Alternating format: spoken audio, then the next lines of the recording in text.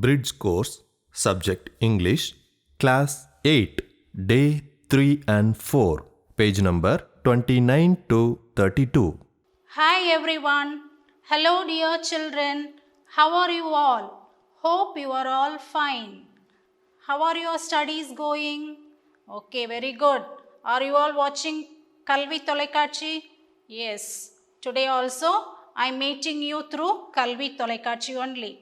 So now you will be having a module in your hand like this. This is a bridge course module for 8th standard. Here you have all subjects. Now turn to English page. Okay students, today we are going to see something about verb. Already you have learnt about verb. Do you remember about verbs? Yes. Okay. We learnt the 8 parts of speech. Shall we recollect it? Okay. Can any one of you try to recollect the 8 parts of speech? Yes, one of you try to say. Okay, very good. The first one is noun. The second one is pronoun. The third one is adjective. Fourth one is verb. Fifth one is adverb. The sixth one is preposition. Seventh one is conjunction. And the eighth one is interjection. Okay, so now you remember all the 8 parts of speech.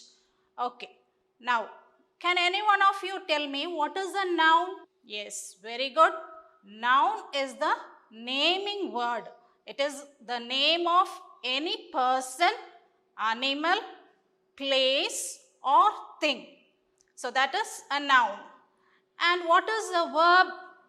Verb is an action word.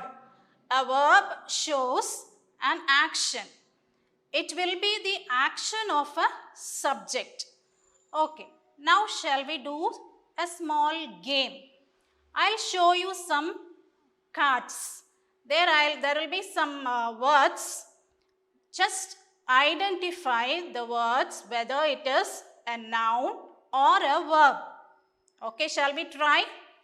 The first word is swim. What is this? Is it a noun or a verb?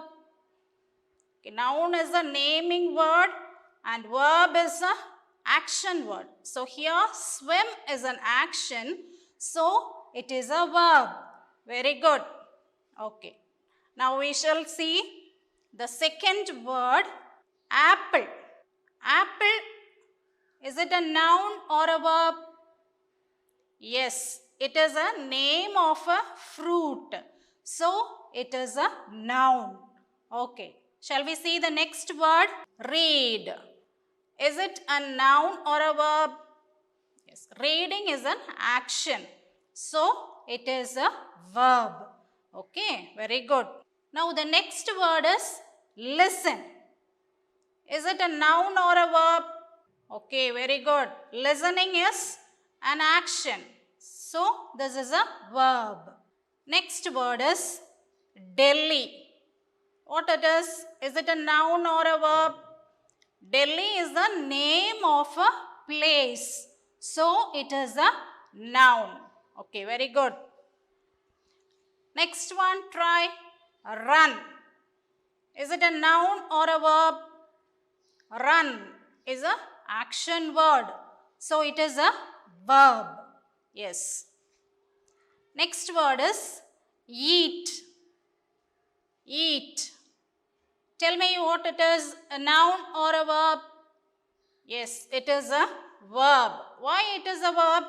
Eat is a action word. It is not a name. Next word is peacock. What is a peacock? Peacock is a bird. So this is a name of a bird. Okay, so naming word is noun. So peacock is a noun. Next word, Sita. Sita is the name of a person, name of a girl. So it is a noun. Next word is tiger. What it is it a noun or a verb? Yes, it is the name of an animal. So it is noun. Very good. So we have seen many words here. So now you are very clear about a noun and a verb. So noun is a naming word. Verb is an action word. So today's class we are going to see more about verbs. Okay, so just we know verb is an action word. Now we are going to learn more about verbs. The forms of verbs we are going to learn today. So primarily there are two forms of verbs. The first one is transitive verb and the second one is intransitive verb. Okay, there are two forms of verbs. First one is transitive verb and the second one is intransitive verb. So now for the first one we shall see about transitive verb. Transitive verb is a verb that takes an object, that is when a verb is followed by an object, then it is called a transitive verb. Transitive we can consider as transferring. The verb is transferring its action to a object which follows it. That is transitive verb. For example, I eat a mango. Here eat is the verb. A mango. So here the verb passes its action to a mango.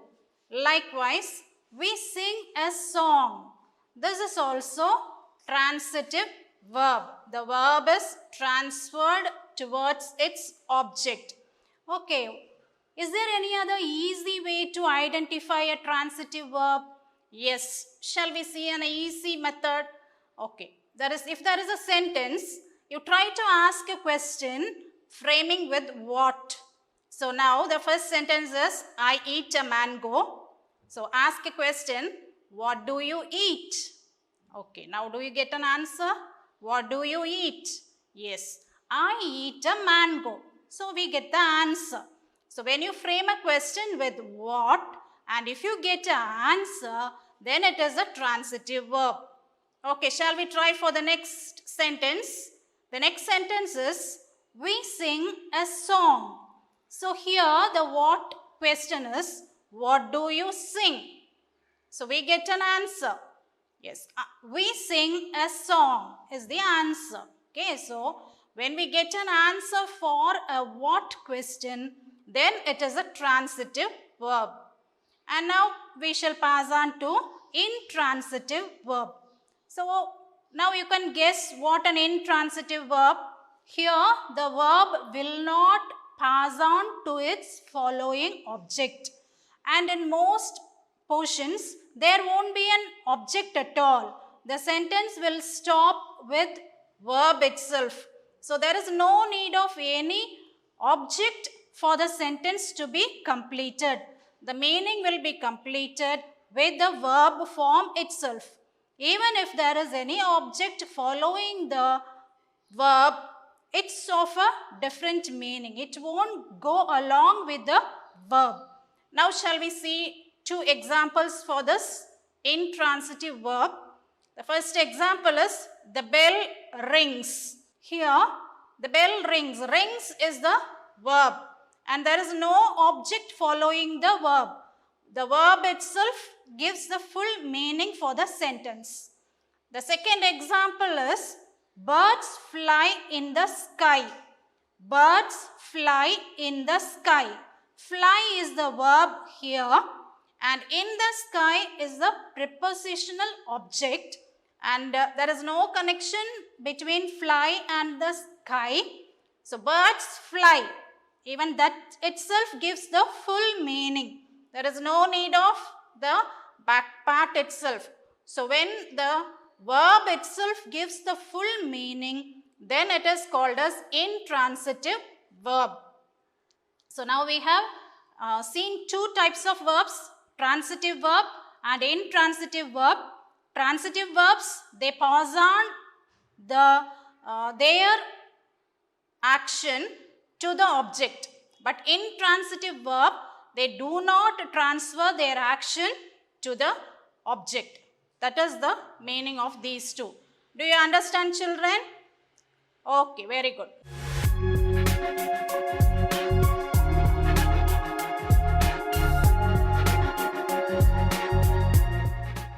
Now we shall pass on to the next day's lesson, day 4. The lesson is tense and about gerund. So we have learnt about verb. Okay, so now you learnt about verb and noun, etc. Okay, now do you have any idea about tenses? Do you know what is a tense? Yes, you have learnt about present tense, past tense, future tense and all, isn't it? Yes, so just like that, here we are going to learn about tenses. So tenses are the words that determine the time of the action. So when an action has happened, whether it is yesterday or today or tomorrow, so according to the action's time, the verb will change. The verb is transformed according to the time of the action or event. The verb form will change. Okay, for example, a verb form is come. It will become come, came, and again come. So here we are going to learn about 3 forms of verbs. The V1 form, verb 1 form, verb 2 form, and verb 3 form. That is, we say it as V1, V2, V3 forms of verbs. The V1 form is the present form, the basic form of the verb. And V2, the verb 2 form is the past tense verb. And V3 is the past participle form of a base verb. Now we shall see some examples for this. If the present verb is cut, the past verb is also cut, past participle also cut. There is no change here in the 3 forms. But when the present form is dig, the past tense is dug, and past participle is also dug. Okay, now one more example. Do. The present form is do. What is the past tense for do? Can any one of you answer it? Yes, very good. Did. Did is the past form. And the past participle is done. Likewise, for draw, the word draw is present tense. Past tense is drew. And past participle is drawn. The next word we shall make a try. The present tense verb is drive, past tense is drove, and past participle is driven. So drive, drove, driven. Now one very easy verb I am going to give you. Verb 1 form is eat. What will be the V2 form? Ate. Yes. Okay, V3 form? Eaten. Okay, very good. Eat, ate, eaten. So these 3 are the 3 forms of a verb. So present form is, we name it as V1. And the past form of the verb, we name it as V2. The past participle form, we name it V3. We shall see few more examples for V1, V2, V3. V1 form, fight. What will be the V2 form? Fought. Yes, past tense is fought. And what is past participle? That is also fought. Okay. Now, another one easy verb for you. Present tense, find. What will be the past tense? Found. What will be the past participle? That will be also found. So, find, found, found. Next, one more easy verb. Present tense, fly. What will be the past tense? Flew. What will be the past participle? Flown. Okay, very good. So we have learnt about a big list of V1, V2, V3 list of verbs. So we have learnt about present tense, past tense and past participle of the verb form. So now I'll give you one form of the verb. We learnt 3 forms for every verb, isn't it? So here I'll give you one form and you try to tell me the rest of the 2 forms. Okay, shall we make a try? Okay, the first word is find. Find. I have given you the present tense form. Try making the next 2 forms of verb. What it is? For find, found, found. Very good. Next word, cut. Cut. I have given you the V1 form, present form I have given you. What will be the past form and past participle form? Yes, there is no change. Cut is the past form and cut is the same as for past participle also. Okay, one more activity we will do. Here, my word is done. So, done is V3 verb. Try to find out V1 and V2. Just recollect what we learnt. Yes, V1 form is do. V2 form is did. And V3 form I gave you done. So, do, did, done. These 3 are the verb forms for do. So, now if you are more interested to know this past participle for other verbs also, you try search Google and try it as V1, V2, V3 list and you can find more examples for such V1, V2, V3 verbs. Try to do it at home. Okay, now we shall pass on to gerund. So, this is also related to verb and gerund is something very easy and a very small part in grammar. So, this is an interesting grammar part. This is called as gerund. And what is a gerund? A gerund is a verb which functions as a noun and it ends with ing. So, gerund is nothing but a verb. We are learning about verbs and gerund is also a form of verb which functions as a noun. Actually, it is a verb, but its work is to act as a noun. And the word, the gerund, the word will end with an ing form. There will be a ing form behind that verb. So, a gerund is partly noun and partly verb. Okay, we shall see an example. Swimming is a good exercise. Swimming is a good exercise. Swimming, actually this is an action word. So, we think it is a verb. But here, swimming comes in the place of the subject and it acts as a noun. So, swimming here is a gerund. So, swimming is a good exercise. One more example, dancing is an art. Dancing, this is also an action word. So, we think this is a verb. But dancing here comes in the first part as the subject of the sentence. So, dancing here is a gerund. It plays the part of a noun. Okay, swim is a verb and the word swimming gives the noun form of the verb. So, actually verb we used to think that it is an action. Okay, we have learnt about gerund. Okay. So, now there are 4 types of gerund we are going to learn. So, the first type is subject. The verb gerund comes as a subject. Shall we see an example for this? Gardening is my favorite hobby. Gardening is my favorite hobby. Usually, gardening is a verb, but here it serves as a noun. And it comes in the beginning of the sentence and it is the subject of the sentence. So, a gerund comes in the beginning of a sentence as a noun and it is the subject of the sentence.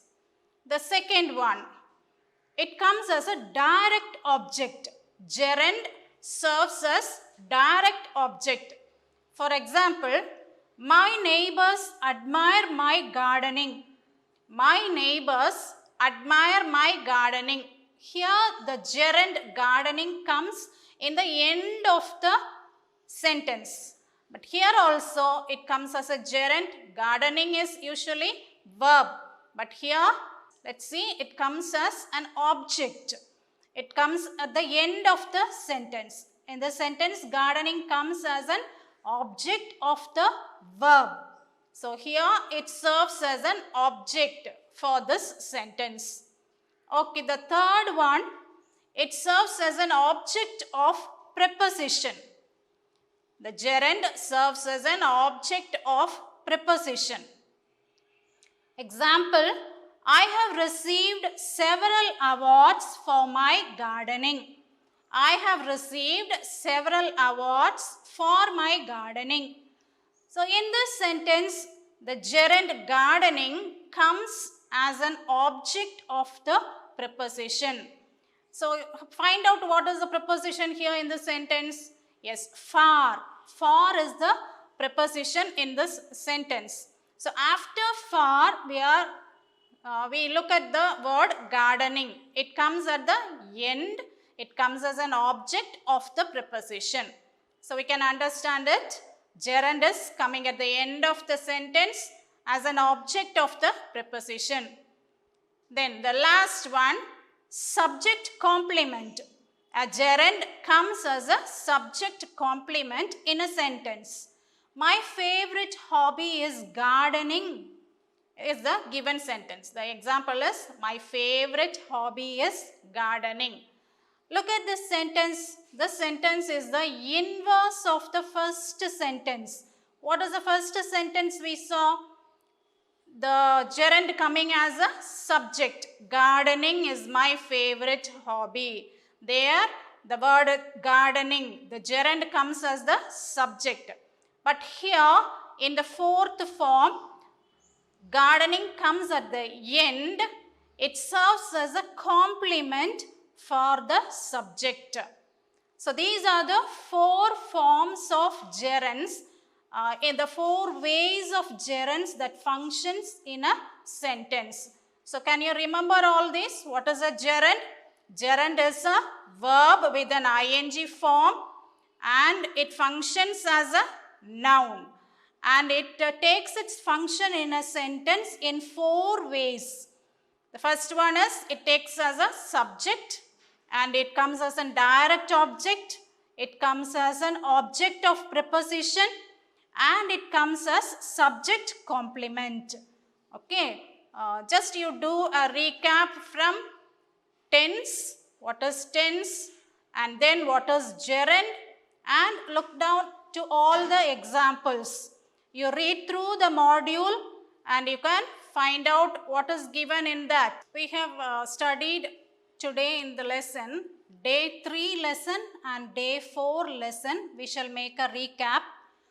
First, day 3 lesson, we learnt about the two forms of tenses. The first form is transitive verb and the second form is intransitive verb. So transitive verb, here the verb transfer its action towards an object that follows the verb. And intransitive verb will not transfer its action to its object. So this is the difference. So transitive verb, intransitive verb, you put in your mind as transferring.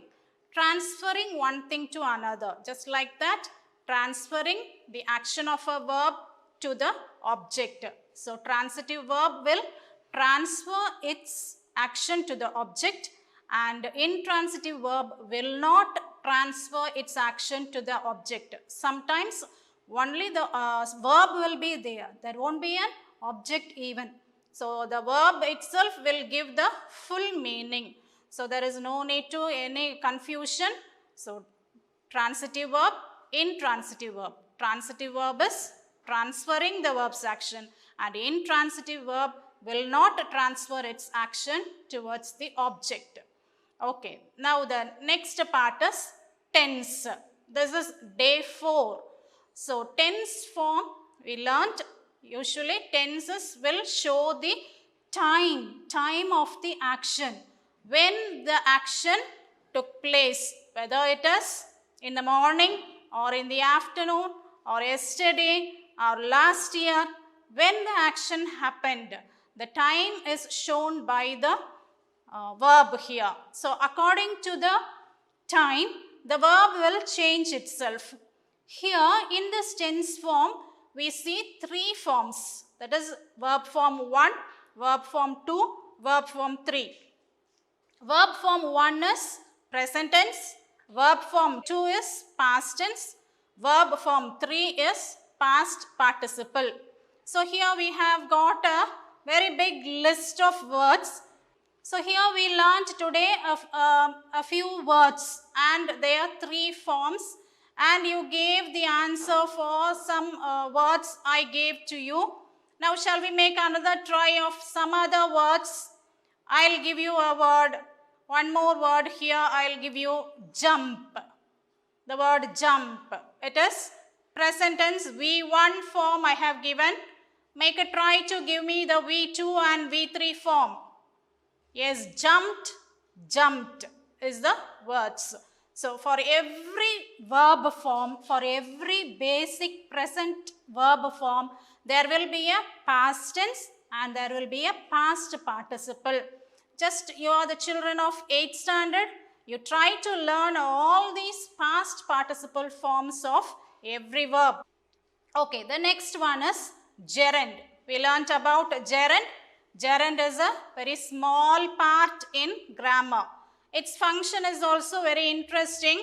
It functions as a noun. Actually, gerund is a, what is a gerund? Can anyone tell me the answer? Gerund is a verb. So, a verb form taking a noun's function is called as a gerund. So, we saw many examples, swimming, riding, etc. So, all these are gerund. So, this gerund will function in 4 ways we saw. Okay, 4 ways it will function in a sentence. The first one is it will function as a subject. The second one is it will function as a direct object in a sentence. And the third one is it will function as an object of a preposition. And the last one is it will function as a complement for a subject. So these are the functions of a gerund we see in this portion. In your English textbook, page number 21, we have a grammar part as transitive and intransitive verb. Try to go through it and do the activities given in the book also. Thank you children for listening.